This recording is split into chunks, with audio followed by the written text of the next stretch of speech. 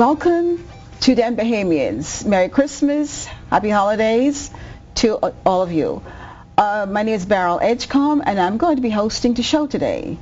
On the show today is the Honorable Forrester Carroll. He is the Consul General for the Commonwealth of the Bahamas.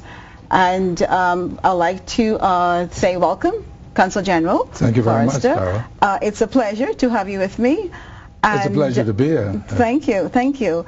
To begin with, we're still within the year of our 40th Independence celebration, and I'd like for you to tell me something that stands out in your mind as one of the things that really keep you motivated to work for, the government. Well, the 40th year of independence was significant in that we discarded the colonial period and took on our own character in the Bahamas as Bahamians. There's a lot of history here. I mean, we've come from days of slavery up to majority rule in 1967, which I'll probably comment on a little later, and on to prior to that, self-determination, internal self-government, we called it, and on to independence in 1973 when we became the charterers of our own course in the world of nations. Right. Yes. Great. And so in 1973, which is 40 years ago, on July 10th, 1973, when we lowered the Union Jack and hoisted the Bahamian flag, it was a very proud moment at midnight that night on the park. Great. Yes. Yeah.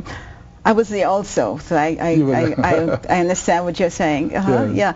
Now let me ask you. Now you've been Consul General here in New York City for 6 months, or close to 6 months. How has it been for you? Coming from a very warm climate to now we're in the midst of winter. How has it been so far for you? Well, it's wonderful. I mean, I'll confess here that I never had a great desire to even visit New York, quite frankly. Okay. Although I passed through New York several times, once on my way to Southampton on the Queen Mary. We came through here to take the voyage across, and but I never really and truly. I think I was in New York during a garbage strike, and I think that was my first impression. Okay. That's way back in the either the early 70s or late 60s, when there was that huge garbage strike. Okay. And all I remember was garbage all over the place. So first impression was not a good one. Yeah, I wasn't very keen on coming. I must confess, but I love it. I mean, it has been tremendous. I mean, the people are, for the most part, quite hospitable. I mean, unlike the images that we get from the Bahamas. Right. But yes, I've loved it. And I live on White Plains there, and it's really a nice little area to live. Yes. Yeah. There's some really nice spots here in New York City. So I'm enjoying. Very nice. I'm enjoying my. Very good. Very good. Now, as Consul General, what are your requirements here? What area do you serve, and what is expected of the Consul General? Well, Consul Generals, Consuls General, they're political appointments. Okay. This is the President of the United States appoints his cabinet and his diplomats. So does all the other independent countries. And so, I'm here to serve for a period. I'm to take charge of the local consulate here for the Bahamas. We are here. We have a number of purposes, several of which is to issue visas to those persons who wish to travel to visit the Bahamas, and whose countries are required to have visas before. United States citizens don't need visas, of course, but there are other countries. Persons live in the area, they come here, and so we issue visas, and we also are here to look after the Bahamian diaspora here, interact with them and support them in whatever they do, and to ensure, in the event they get into problems with the law, to ensure that their rights are protected. Okay. And that's one of the functions. And so if a Bahamian national who lives in the area is arrested for any reason, we are to ensure that they're not being taken advantage of. I see. That their rights are protected. And then, of course, we also renew passports, Bahamian passports. I see. And indeed, we're here to. I'm here to pursue investments for the Bahamas and tourism. Trade and investments, and cultural exchanges. You know what I mean? Right. Those are. Let's talk about the investment part of it. Even Bahamians as well as others, I want to know what areas are there that we can, look to invest, if someone wants to invest. Well, the Bahamas is quite open now to foreign investment, capital inflows. As a matter of fact, we emphasize that there are guidelines to foreign investments. I mean, I think there's certain businesses, investment areas that are not open to foreign investors. Okay. Those areas would include wholesale and retail items, and also any touristic type business. They're reserved for Bahamians. I see. Yeah. And while if it's large enough, while we officially wouldn't issue a license to a foreign investor to enter such a field, the Bahamians who may have licenses can make an arrangement with them. Okay, in partnership with the foreigner. Okay. I see. Okay. Yeah, but licenses would only be issued to Bahamian nationals. Now, there are always extenuating circumstances, exceptions to the rule. I don't know what those exceptions would be, though. Right. Yeah. Well, have you ever thought about doing a investment seminar or something of that nature here? I do. I have. I came with plans for investment seminar, yes, and we may participate in one June of next year, Lord willing. I see. Okay. So you're partnering with another organization to do one. But do you think there'll be one that is standalone for the Bahamas? It may not be standalone. Yeah, we're in conversation. We're in talks with some people whose this is their agenda. Actually, the June is their month of doing it. So we'll take the opportunity to do it right along with them, I believe. Okay. Now, you mentioned New York City as one of the areas that you cover. Are there other areas that you have jurisdiction over? Yes, our jurisdiction includes 10 states, and I may not recall all of them at the moment, but certainly Delaware, Rhode Island, Maine, Massachusetts, New Jersey, of course, Philadelphia, Pennsylvania. Okay. And Connecticut. Some of them, yes. Okay. Now, we just January 10th is coming up, and you mentioned majority rule. Right. But before I get to majority rule, let's talk about President Nelson Mandela, who just passed away. Right. And I read in the Bahamas Uncensored.com a few weeks ago that the Bahamas was involved in his release from prison. That was under Sir Lyndon Penling's jurisdiction. He was the chairman for the British Commonwealth group. and they prepared a document that's called the Nassau Accord. So I was able to read up on it on Yahoo, and I wasn't aware of the Bahamas' involvement in his release. Can you speak to that for me? Yes. I'll tell you a little bit of what I recall. Okay. This was in 1985, and the organization is CHOGM, C-H-O-G-M, which is really an association of Commonwealth countries. Right. And it's called Commonwealth Heads of Government Meetings. And they are held in a Commonwealth country yearly. These are countries that are independent from Great Britain, but retain the monarch, retain Queen Elizabeth as their head of state.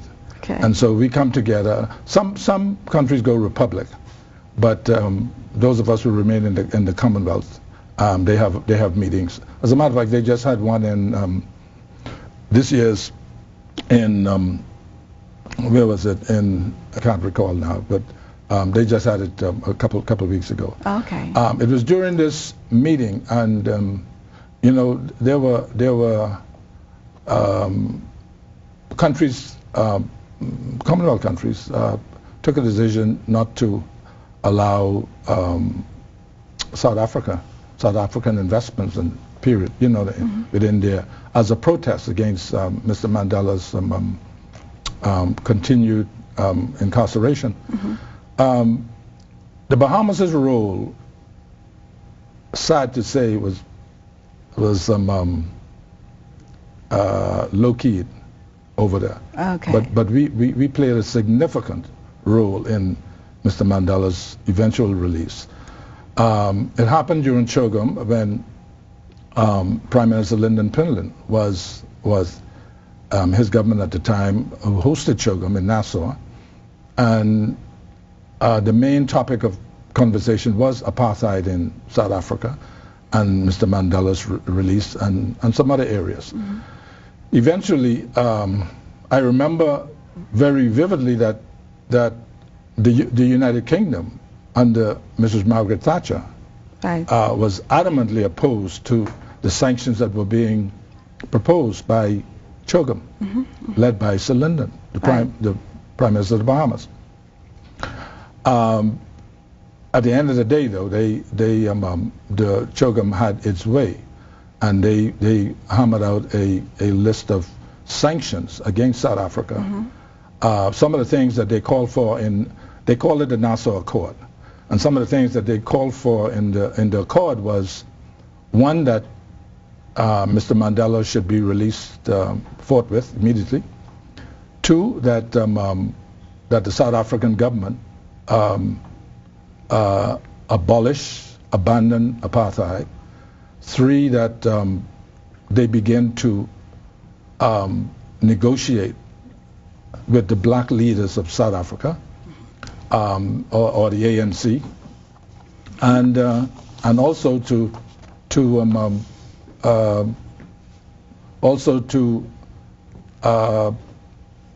cease and desist occupation of Namibia. So those are some of the things that I recall that were called for in that document.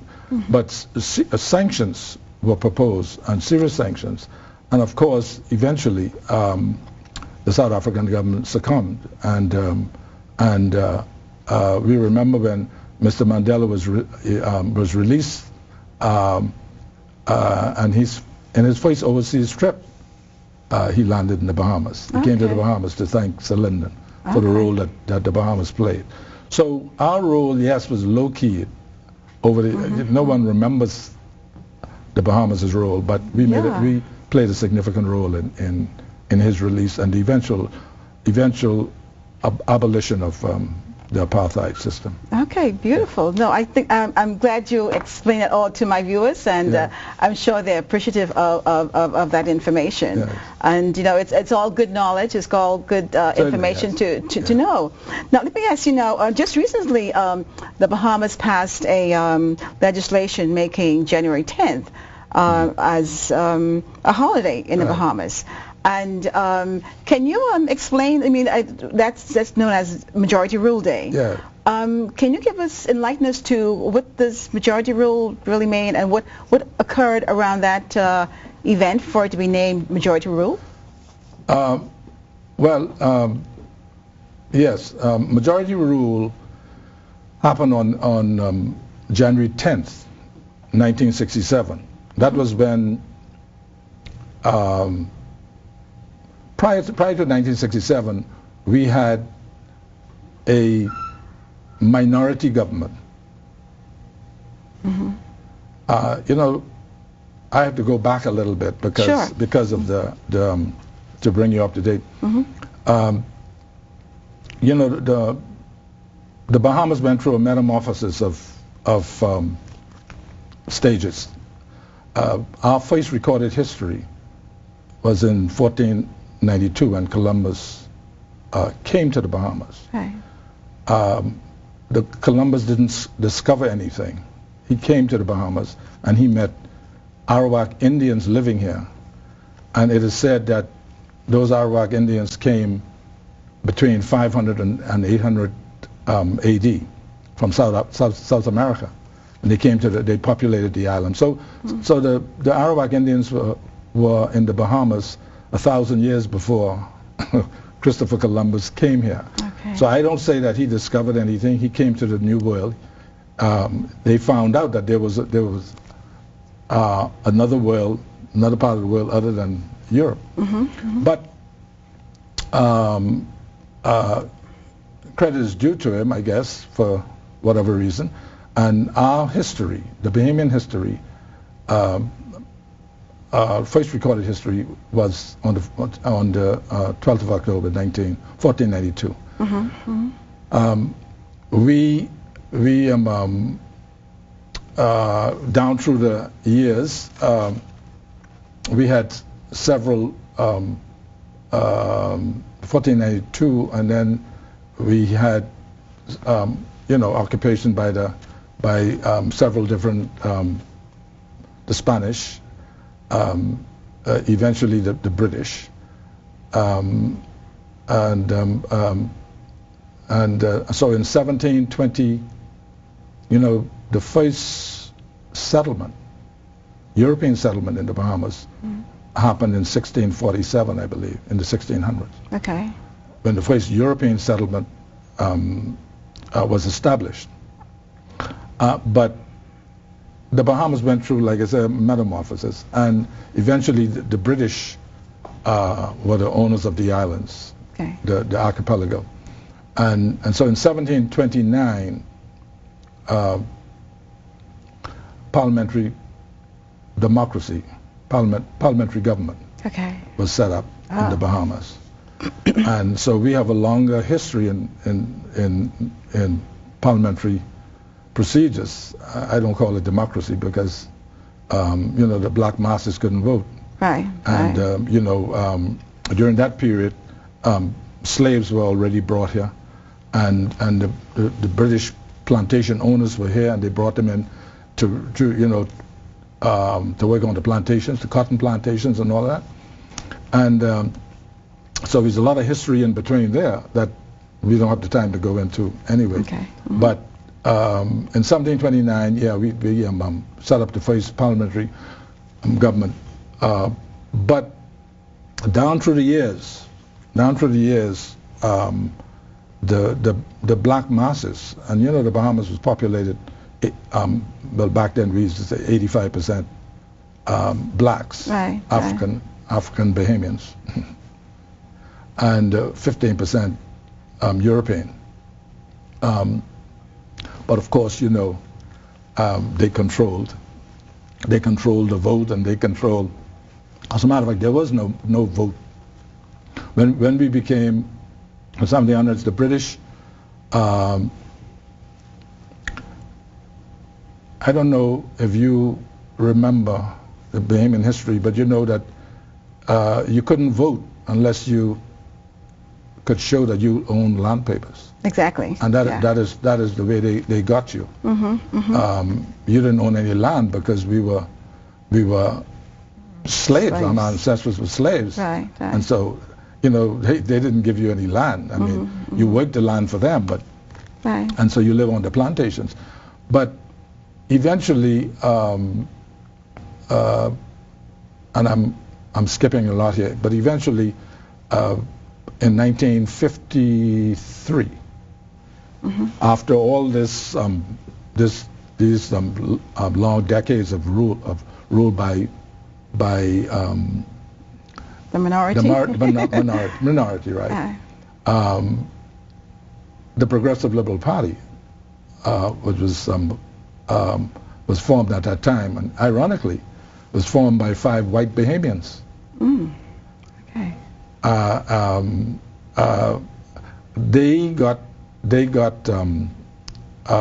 They really had enough of the atrocities meted out on the black population and the deprived. And to their credit, they formed this political party in order to fight this merchant class government.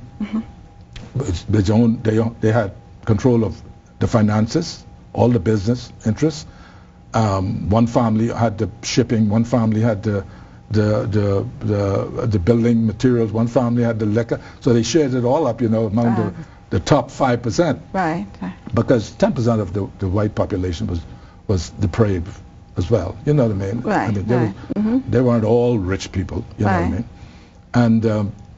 And so, and of course they really kept the black masses in bondage. I mean, there's no other way that I can say it. There's no milder way I could say it. Right. And so the Progressive Liberal Party came on the scene, and Sir Henry Milton Taylor, as a matter of fact, my dad was figured quite prominently in that as well, but kind of behind the scenes, because he was a close friend of Henry Milton Taylor, as you know, former governor of the Bahamas. Right. Who was one of the founders of the Progressive Liberal Party. Very true. And he was from Long Island, Bahamas, I'm talking about, where my dad from and where your family's from as well. Right. And so they worked behind the scenes, and they went through the islands, and eventually the white minority government. Back then, they weren't organized into a political party. The Progressive Liberal Party was the first political party formed in the country in 1953. Okay. So after that, then these guys formed themselves into a party, and they named it United Bahamian Party, UBP. Okay. And so they began to fight party for party on for the government of the country. Don't forget now, we were still under Britain. Right.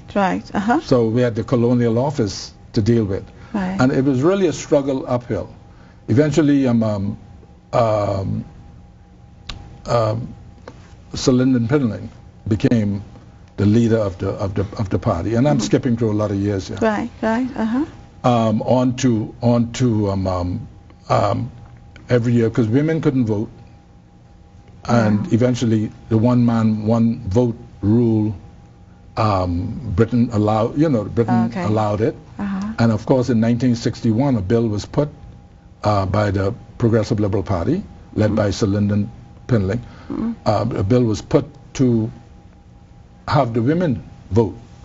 And in 1962, women got the vote. They were allowed to vote. Okay. And so the 62 election, at that time, it was thought that the Progressive Liberal Party would have won, but you know, the money people and all the tricks and of the trade, all the tricks of the trade, they won again. Right. Okay. Now came 1967, because you know our elections, our governments run 5 years. Okay. So from 1962 to 1967, majority rule, because the majority won the government. Okay, So, okay. The PLP won. The PLP Progressive won. Party. That's right. Okay. And so that's the majority rule.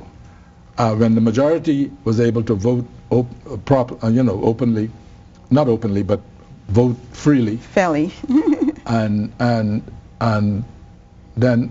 we had a representation of the majority of the people, as opposed to a minority representing the majority. Right. Well, you mentioned about the opportunity for women to vote. Yes. That also started the women's suffrage movement, led by Dr. Doris Johnson and Mrs.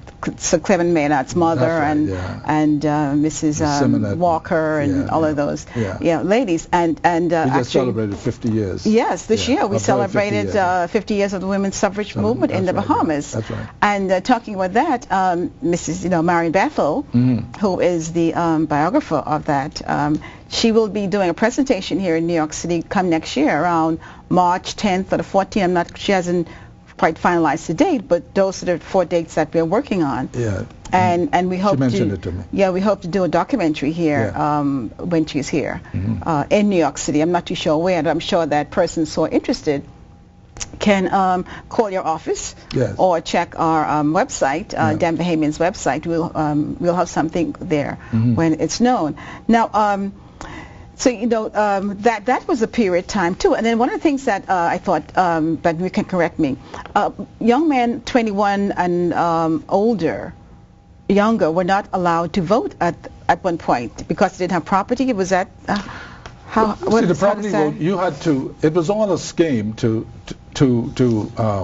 it was all a scheme to keep the minority government in power, and the parliament was made up. The legislature, we called it at the time, was made up of individual representatives, and they couldn't allow the black people to vote freely. I mean, one man, one vote, because they would have lost. And don't forget, back then they all the H.G. Christies and all of them, they used to travel to the islands where they owned property. On Cat Island and all those islands, they owned majority of the property. And as long as they were able to show, they could vote several times a day, multiple voting. Oh, yeah, okay. that's how they were able to win. They could vote on they could cast a vote on every piece of property they owned. Oh, that's interesting. Wow, wow. So that was abolished. So when did that? That was abolished. When they changed that? The Progressive Liberal Party had to petition the colonial office in London. I see. With all these matters, you see. Okay. Yeah, because don't forget, we were under Britain. Right. And the local people here, they were not going to accede to those things. Willing. So they had to travel many trips to London, to the colonial office. Okay. To get these matters changed. Right. You know what I mean? And so eventually, once you were a citizen of the Bahamas, and back then as well, before independence really, we had what you call belongers. Remember, those persons not born in the Bahamas. Okay. But those are persons of Commonwealth countries. They could come here, they could come to the Bahamas and vote in elections. Wow. Yeah. Wow. And so that is before independence. Before 1973. And so we had lots to deal with. Okay. In those matters. But this is why we have to give such honor to our forefathers who because it is said that Henry Milton Taylor, and I read his memoirs. Okay. It is said that he was poorer than poor. But he believed in the struggle. Right. And he had many offers from these, we call them the Bay Street Boys. Right. We had many offers from these guys. They gave him open checks, signed open checks, to fill it in. To join their party? No, to abandon his cause. Okay. Yeah, you know what I mean? These guys were, to lose political power. I mean, that was a plus. I mean, they had all they had everything going for them. They had all the business. Yeah, you know, yeah. I mean, you couldn't take that, but to lose the political power would have been another thing. Right, for right, them. right. And so also our changes were, for the most part, bloodless. Right. But yeah. it was a struggle uphill. It was a yeah. struggle. Yeah, Mm-hmm. it was a struggle uphill. Yeah. Now, I mean, and you know, back then you couldn't go to school beyond 14. Oh, okay. You didn't know that? No, Yeah. you're on 14. Yeah. They wouldn't let you go to school beyond 14. 14, you had to get out, no matter where you were in school. Right, right. So Lyndon Pinning, at that time of his reign, he understood it very clearly what President Nelson Mandela was going through, because we had some similarity. Well, similar, but not only that, we're similar to the United States as well. Right. There's no. I mean, I think, and I'll be very blunt, as I'm usually am.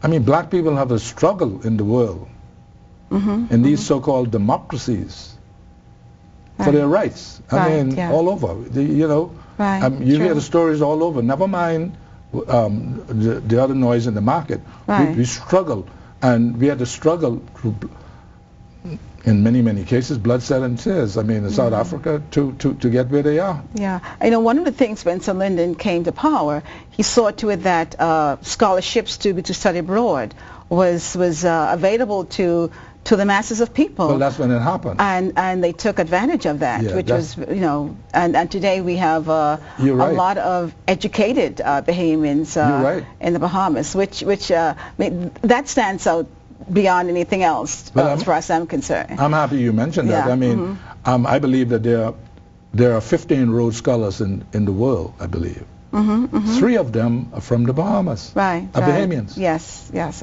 We had one of them on our show here. Yeah. This year sometime. Yeah. Yeah. So.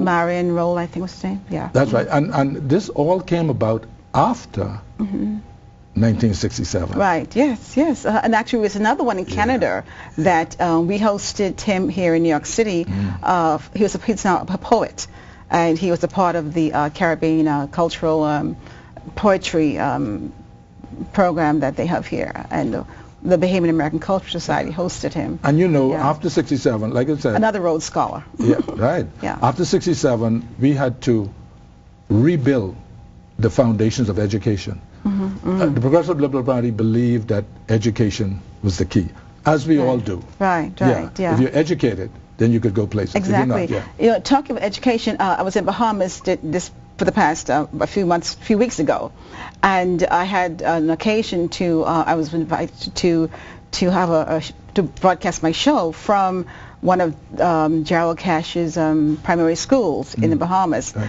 And they have quite a wonderful enrichment program, teaching the kids our culture. And I had about 30 drummers doing rake and scrape music for me for part of my show. As a matter of fact, it's on today as we speak. Yeah. And they had a choral group that was singing Mama Baked That Johnny Cake, Christmas is Coming. Right. Yeah, all Mama Baked the Johnny Cake. Right. Yeah, it was really wonderful. So I'm hoping that my audience who are now watching my show on television as we speak are enjoying that right now. Now, as a boy, you know, how did you experience? What was your experience like in school growing up on Long Island? Well, we didn't know it at the time. But, you know, we didn't know what the outside world had in store for us, right? Okay. So, we went to school as obedient children. We got our prep education. I was caught up in this leaving school at 14 as well. Oh, okay. I left school. I had to get out in 1957. Oh, gosh, I guess I just told them my age, right? But that's fine. But I got out in 1957. But my dad, who believed in higher education, spoke with Mr. Rex Major's dad. Oh yes, Mr. NGN NGN Major. Yeah. Yeah. They were pretty tight, and he took me under his wings, and so I continued school until for about 3 years, until 1960. Yes. And then I was able to pass my Bahamas junior certificates at the time. Okay. You know, that was the highest in the school at the time. At the time, right, yeah. Right. But you know, they went on to higher education. Like my brother, one of my brothers, he was well, you know, he's a genius. I mean, he really was. Is that Clarence? Clarence, yeah. Ah, I know him. Yeah. I know Clarence. Yeah, but you know he's a genius. I spent time on the island too. Yeah. Yeah, when my grandfather passed away. Yeah, and I went to NGM major school as well. You did as well. Yeah. Yeah. So you know that was a really an outstanding school. And today it is still. It still is. It still is. Yeah. As a matter of fact, nationally, it led nationally. It does. It is. It is. Education. It had leading. Well, Clarence, my brother, he went from Long Island, our humble island. He went from there to Bristol University in 1958. Okay. And he graduated from Bristol University 3 years later with top honors. Okay, beautiful. So you know, but you asked me about me. But yeah, and I left school and of course after that, you know, you go into the outside world. Right. You leave Long Island, or you leave the islands, and you go into Nassau. Everybody converges into Nassau. Right. To find your way in life. Well, I did that. But I remembered, Beryl. I remembered that my only aspiration at that time, all I could think about is being able to, if I could get a salesman job in one of the hardware stores, that I would be all right in life, you know. Okay. Sir Lyndon Pinley, in his leadership of the government, said we could be more than that. Okay. And I spent, well, fast forward, I spent 34 years.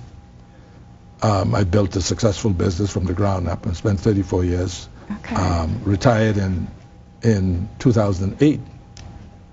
From the day to day. Okay. I mean, I still, you know. You're still a part of the company. Part of the business. Yeah. Okay. But I retired from the day to day, you know. Right. But I retained a position as consultant. I see. Until the Right Honorable Prime Minister appointed me to New York. Okay, yeah. Well, you know, before your appointment, it was a buzz, like, who's coming? It took a little while. It was like, you know, a little while there. Like, you know, usually they appoint someone right away. But they took a little while, and it was a buzz. Who's coming? Who's coming? It was a top secret. Why was that? Well, you know, the Honorable Prime Minister is the one who makes the decision. Right, and he keeps all that close to his heart. Yeah. And you'll find that no other minister knew. No, because sure. You know, we know Kelsey Johnson was going to Canada, and this one's going to Miami, and the next one's going to Haiti, and we said, well, who's coming here? But guess what? You don't know until you make No, you know, then everyone said, well, you know, the last word there was saying that New York is a wasp nest. No one wants to come here. No one wants to deal with the people here in New York City. Not at all. But you know, I think that we all are very pleased with having you on board. Thank you. At least we were happy to have you for our independence celebration, because that was really key. You know, we said, well, if no one comes, I am sure we'll have someone by independence celebration. But guess what? I got the order to be in New York for the 1st of July. So. Yes, that was really good. Yeah. Now, talking about on the family islands, you know, we have sheep and goat, etc. Yeah. As a boy, what kind of enrichment program did they have in the school at that time? You know, when we talk about our cultural... None. And because now we look to the family islands. Yeah, but the government at that time, look, persons on the family islands, we get a lot of talent, academic, qualified people from the family islands, but they had to make their own way. Right. The government at that time had no interest in the schools, and we're talking to 1967. Right, They had right. absolutely no interest in the black population schooling at all. Right. I have a brother-in-law who's a lawyer, and he told me when he returned from England, because most of the lawyers in the Bahamas, they train in England, right, or they go to school in England. And I mean, he told me that he was shocked when he went through the archives, the Bahamian archives there, during his studies and research and all that. Right. And he saw where they had made notes to make sure and keep those black people uneducated. Wow. Uneducated. Keep them uneducated. Education is the key. Right. Yeah. And still is the key today. So Lyndon and the Progressive Liberal Party understood that. But the others had no interest in us being educated. Yeah. And I think that's probably why he made it one of his. Well, it was the yes. Yeah. First of all, we had to rebuild the foundations, though. Right. Of education. Right. Yeah. But today we look to. Sorry, go ahead. No. But what I'm saying is, and I'm just thinking, it is just sad that we give our forefathers little or no credit. Right. For what obviously they did. I hear people saying, well, if it wasn't him, it would be somebody else. But that's nonsense. You know what I mean? Fact of the matter is, Yeah. You have to have it within you in order to be able to do that. Definitely. And he was the right person for us at the right time. Yes. And I think we all need to acknowledge that and not play it not lightly. Play it, yeah, because it's very important. But even today, we look to the family islands to keep our culture alive. Yes. The Rake and Scrape is alive in the family islands. Rake and Scrape and dancing the maypole and because the new Bahamians, not cutting you off, but the new Bahamians don't know anything about that. Unfortunately, but I was very happy to see it being played, being a very integral part of the curriculum for the Gerald Cash Primary School. And speaking with the district superintendent, he said that he's going to try to bring that similar program throughout his district. And I think that that in itself is very encouraging. We have a rich history. We do, in the family islands, and I mean, very, very low-key, basic life, but rich in we had it rich in moral standards, rich in behavior. You know what I mean? Respect. Yeah. And then all our little things like. I think hardworking too. They're very hardworking people in those family islands. Well, we understood the value of work. Right. Sadly, we're losing it. I don't know. Yeah, because like for agriculture, we talk about exporting, our vegetables, farm products, and we don't have any. They're not emphasizing. We have all the land there. Why not, bring about a program that will? Well, I think we're putting some emphasis on it now. Sadly, not enough emphasis has been placed on farming, in my view, until recently. And I think we all have been guilty of that.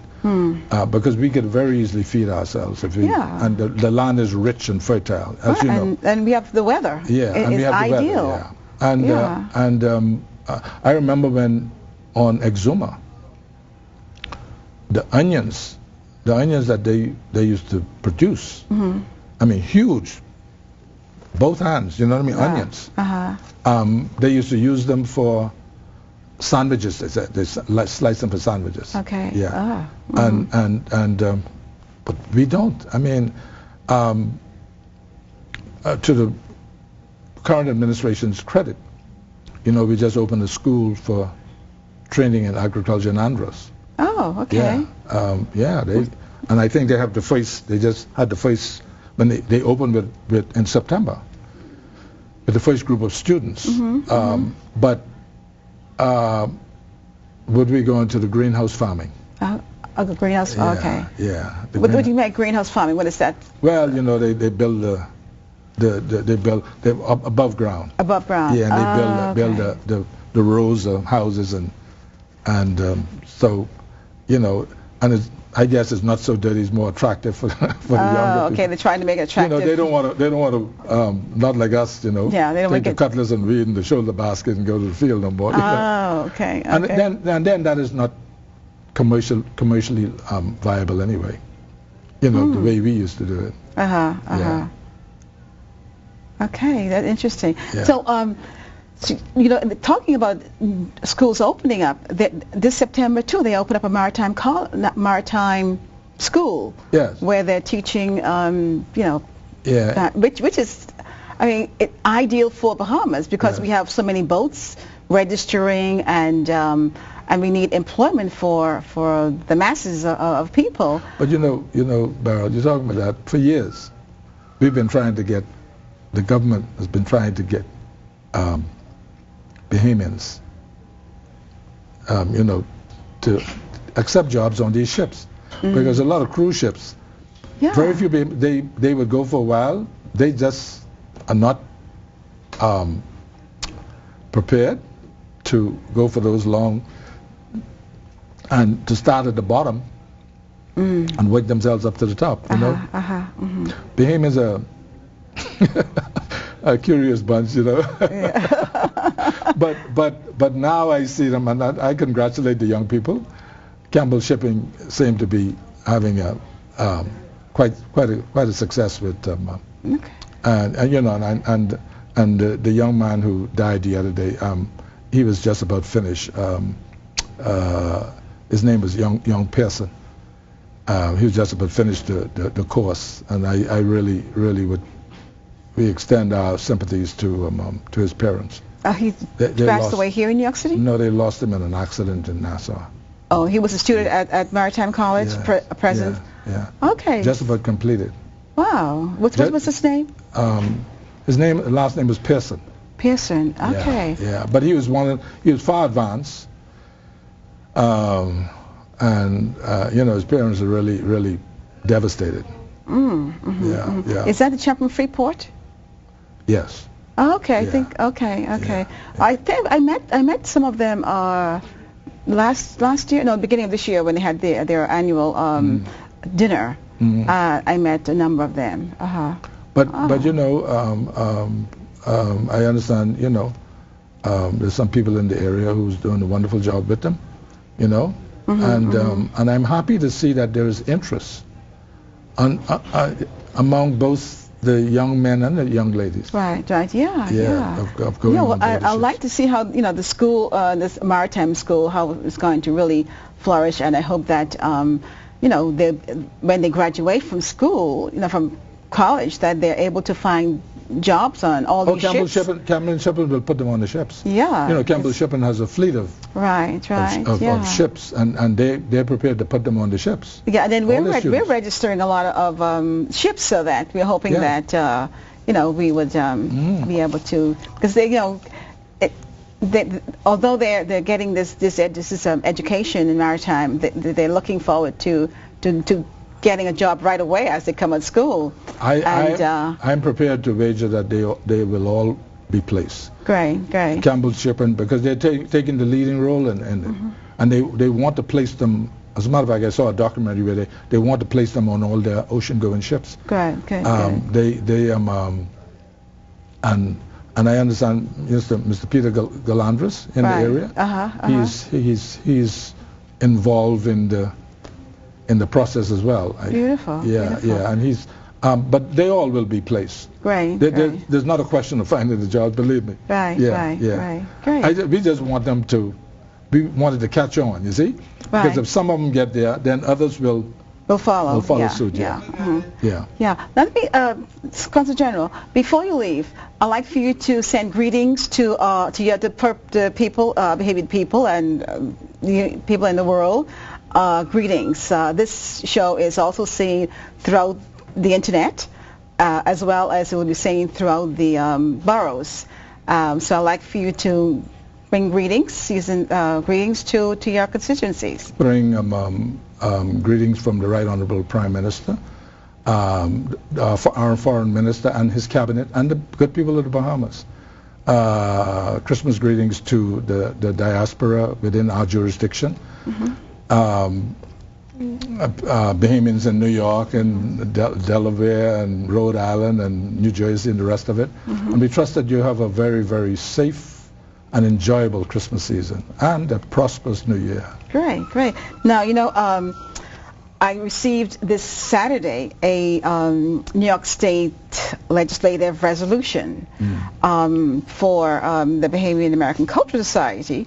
Okay. And I just want to read, this was presented by Senator Kevin Parker. He presented to the New York State legislators for approval. And I just want to read you a portion of the paragraphs. He said, "It is with pleasure that I present to you the enclosed resolution commemorating the 40th anniversary of the independence of the Bahamas. Your organization's commitment to Bahamian American community has not gone unnoticed and is greatly appreciated." So we have a resolution that I would like to present to you so that you'll be able to house it in your office, okay?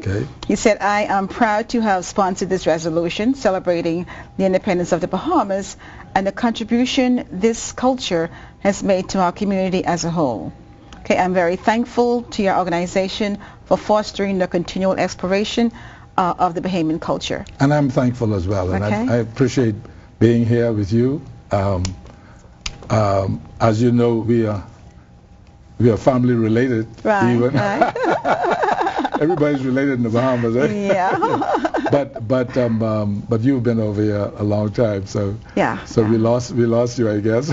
No, not necessarily. No, I still consider myself very much a Bahamian. Okay. Very much a Bahamian. And I do participate in the political process. I know. Yeah. Got to do that. I'm only kidding. But talking about the political process, we had during the last election, we were able to cast votes here in New York City for the first time.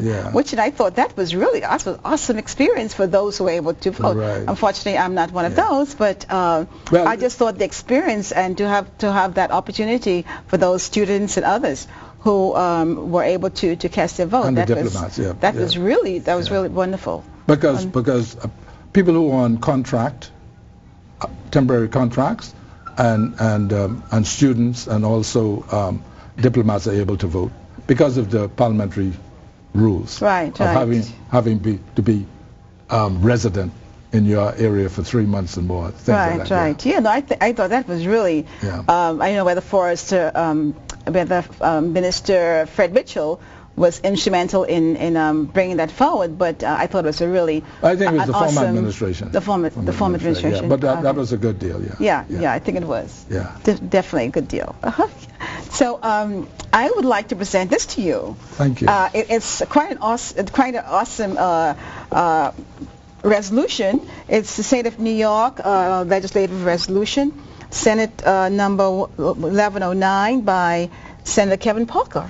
Okay, so I'd like to give this to you so that you'll be able to house it in your office. Thank you very much. It's commemorating our independence celebration. And 40 years is very important to us. Water 34, Files 33, RCN 82, and also on the internet, www.mnn.org. Okay, thank you for listening. My name is Beryl Edgecombe, and my guest is Honorable Forrester Carroll. He is the Consul General for the Commonwealth of the Bahamas.